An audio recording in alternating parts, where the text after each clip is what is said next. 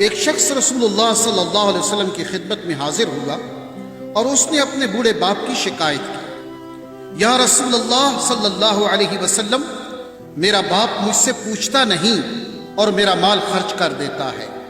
آپ صلی اللہ علیہ وسلم نے اس کے باپ کو بلوایا۔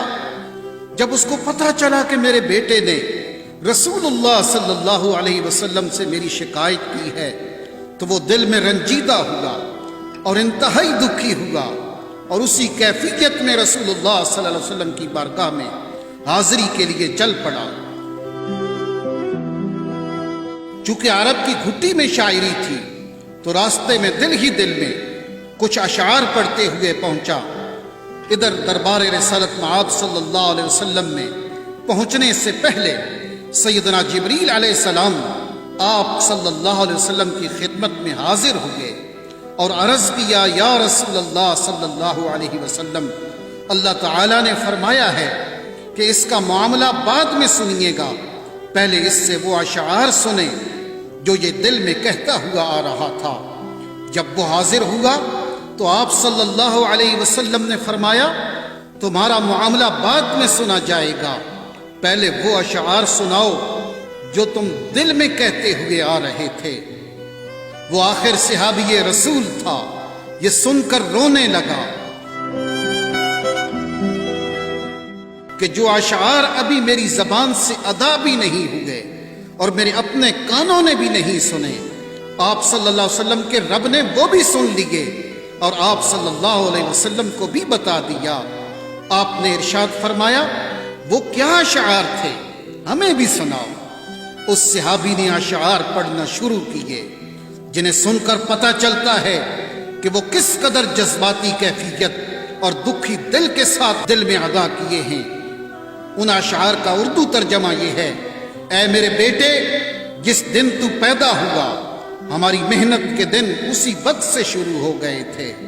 تم روتے تھے تو ہم سو نہیں سکتے تھے، تم کھاتے نہیں تھے تو ہم بھی کھا نہیں سکتے تھے، تم بیمار ہو جاتے تو تجھے اٹھا کر ہم مارے مارے پھرتے تھے، کبھی کسی طبیب کے پاس تو کبھی کسی طبیب کے پاس کہ تجھے کچھ ہو نہ جائے، کہیں تم مر نہ جاؤ، حالانکہ موت الگ چیز ہے اور بیماری اور چیز ہے۔ پھر تمہیں گرمی سے بچانے کے لیے میں دن رات کام کرتا رہا کہ میرے بیٹے کو ٹھنڈی چھاؤں مل جائے، تجھے سردی سے بچانے کے لیے میں نے بھاری بھرکم پتھر اٹھائے کہ میرے بیٹے کو ٹھنڈ نہ لگے۔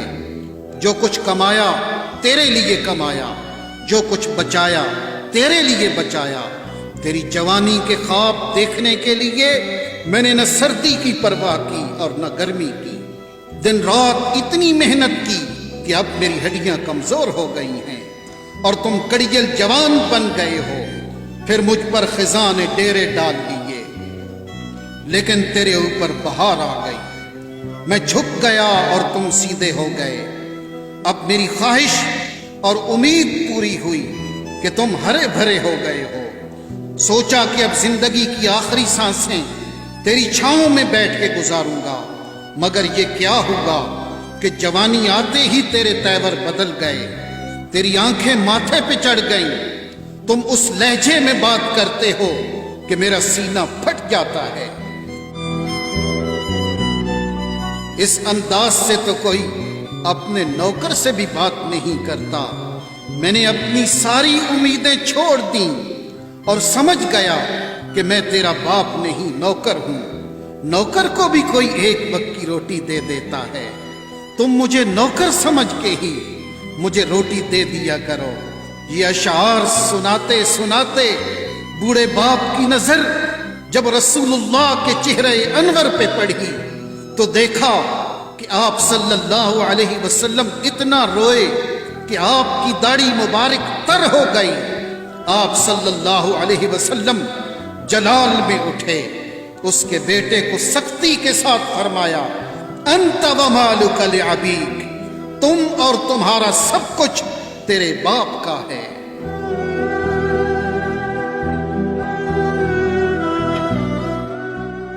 والدین کے ادب و احترام کا حکم اللہ رب العالمین نے دیا، وَقَضَىٰ رَبُّكَ أَلَّا تَعْبُدُوا إِلَّا إِيَّاهُ وبالوالدین احسانا، اور آپ کے رب نے حکم فرمایا ہے کہ تم اللہ کے سوا کسی کی عبادت مت کرو اور والدین کے ساتھ حسن سلوک کیا کرو۔ اما یبلغن عندک الکبر احدہما او کلاہما، اگر تمہارے سامنے دونوں میں سے کوئی ایک یا دونوں بڑھاپے کو پہنچ جائیں، فلا تقل لہما اف ولا تنہرہما، تو انہیں اف بھی نہ کہنا اور انہیں جھڑکنا بھی نہیں۔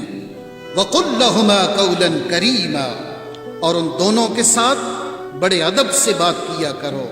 واخفض لہما جناح الذل من الرحمہ، اور ان دونوں کے لیے نرم دلی سے عاجزی و انکساری کے بازو جھکائے رکھو۔